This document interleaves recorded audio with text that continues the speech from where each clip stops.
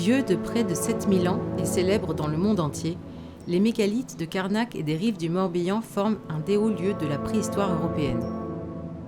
Avec des milliers de pierres dressées, se développant sur des kilomètres, ces architectures atteignent une ampleur sans équivalent. La démesure de ces édifices et leur âge très ancien ont de tout temps suscité l'interrogation des curieux et donné lieu à de nombreuses légendes. Mais que signifient réellement ces milliers de pierres dressées ? La question est un véritable défi pour les scientifiques et d'autant plus difficile à résoudre que les alignements de Carnac ne sont en réalité qu'une partie d'un ouvrage bien plus important. De la Ria d'Etel à la rivière de Crac, les lignes de pierre dessinent un continuum d'environ 20 km. Et le phénomène ne se limite pas à la zone continentale.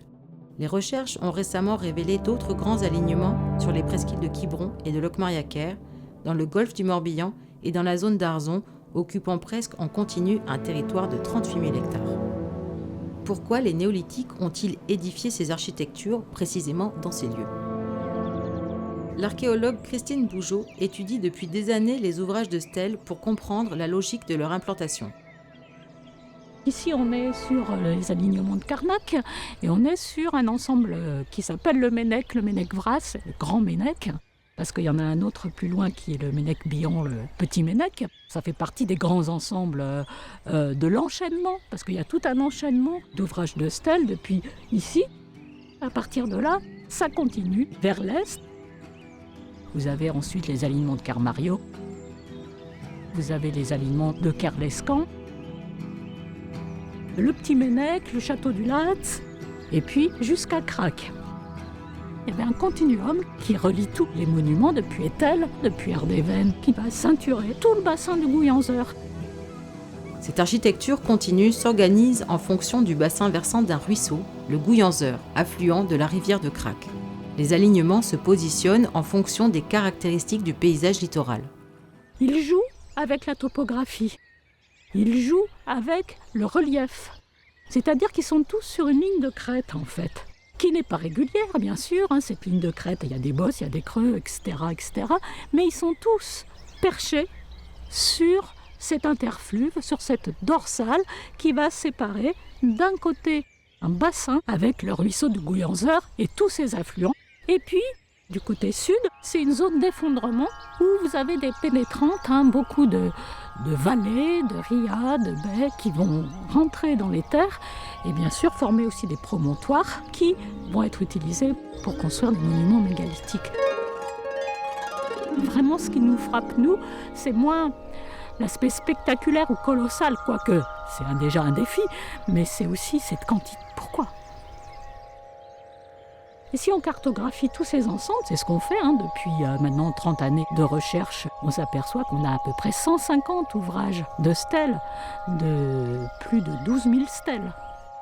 Ça va de la plus petite, qui peuvent faire 70 cm, presque 1 mètre de haut, et qui peuvent faire 500 kg, jusqu'aux géants de Locmaria-Ker, par exemple, ou ceux que vous voyez ici, qui vont faire des tonnes. Beaucoup ont disparu, beaucoup sont enfouis, par l'effet de l'érosion naturelle, mais aussi par l'activité humaine, et beaucoup sont immergés. C'est ce qui fait aussi la spécificité du secteur. C'est ce phénomène de remontée du niveau de la mer et des grandes files qu'on va retrouver immergées sous la mer. Il y en a beaucoup.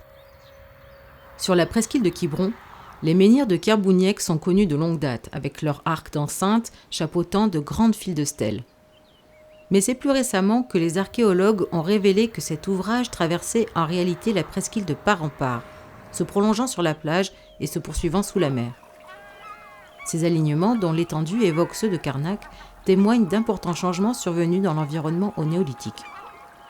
Au 5e millénaire, on est effectivement dans un de ces changements climatiques rapides. On va avoir une avancée du niveau marin qui est sensible. Et ça, c'est tout le travail qu'on avait fait avec Serge Cassen, justement, par rapport à ces menhirs sous l'eau. Donc, c'était les menhirs dans la baie de Quiberon, où on voyait des alignements de menhirs qui commençaient sur la plage, qui avaient été donc relevés par Serge. Et il subodorait que ça se continuait sous l'eau, puisque ça ne pouvait pas s'arrêter comme ça. Les hommes préhistoriques, quand ils avaient posé leurs menhirs, ils étaient à pied sec. Et donc, c'était évident que le niveau marin était en deçà de cette limite-là. Il y a 6700 ans, exactement, on était avec un niveau marin qui était à 6 mètres en dessous de notre niveau actuel.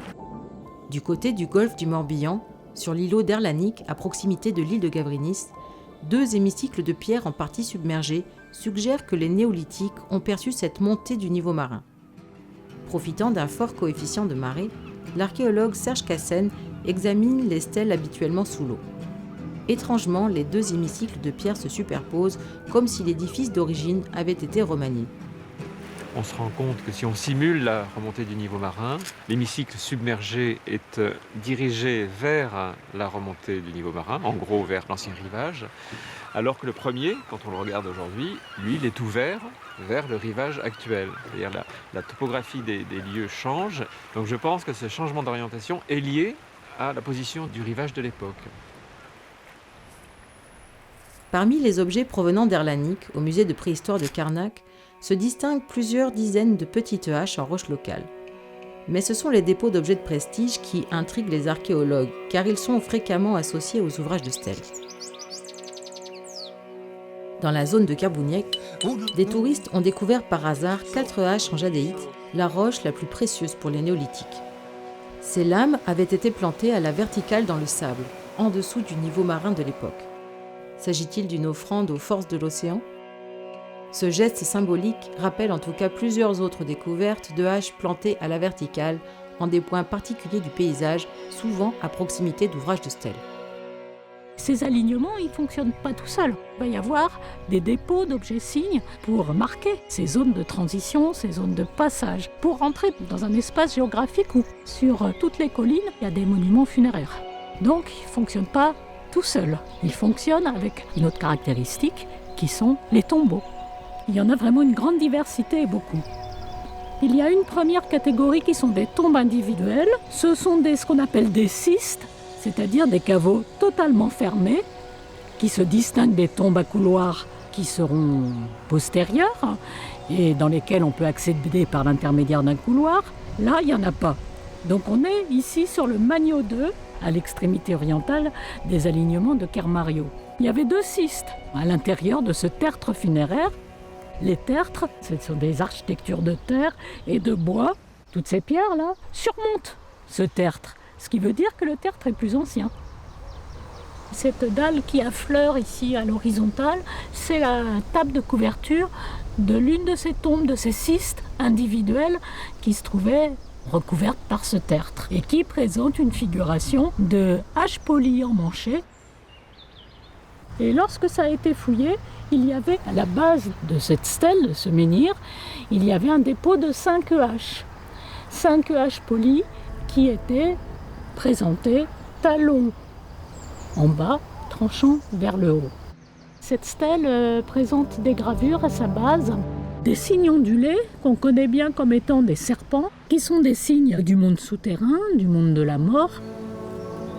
Ce sont les premières formes de monumentalité funéraire, c'est-à-dire qu'on va signaler la tombe d'individus par des monuments.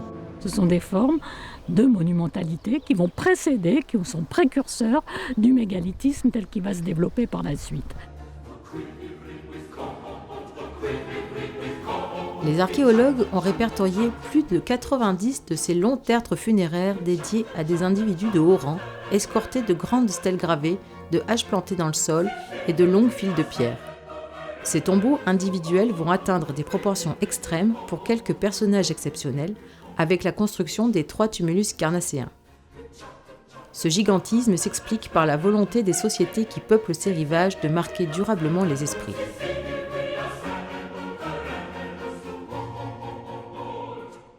L'architecture, elle est là pour subjuguer l'imagination, elle est là pour impressionner et pour marquer et le temps et l'espace. C'est l'expression d'une puissance, c'est la compétition entre les individus, c'est ma capacité à mobiliser des personnes pour pouvoir transporter cette pierre, l'ériger, etc. Donc c'est ça qui est en jeu, c'est mettre le pouvoir en signe. Au milieu du 5e millénaire, ce pouvoir s'exprime par la construction permanente d'ouvrages de stèles aux proportions de plus en plus démesurées. Gravées parfois de représentations d'armes, d'animaux ou de bateaux, ces architectures laissent deviner une société particulièrement nombreuse, organisée, techniquement avancée et très hiérarchisée, qui se construit autour de récits gravés dans la pierre. Ces grands alignements ont un pouvoir d'attraction. au fil du temps, pendant 2 millénaires, et que vont s'installer d'autres monuments qui vont prélever des blocs, des stèles, qui vont être utilisés pour construire des monuments mégalithiques. Après le déclin du royaume carnacéen, les néolithiques réutiliseront les plus belles stèles pour aménager cette fois des tombeaux collectifs pour les nouveaux personnages influents de leur époque. Ce sont les dolmens. Dans la zone UNESCO, les archéologues en comptent plus de 200, particulièrement remarquables et richement ornés, témoins de l'exceptionnelle longévité du mégalithisme né il y a 6700 ans sur les rives du Morbihan.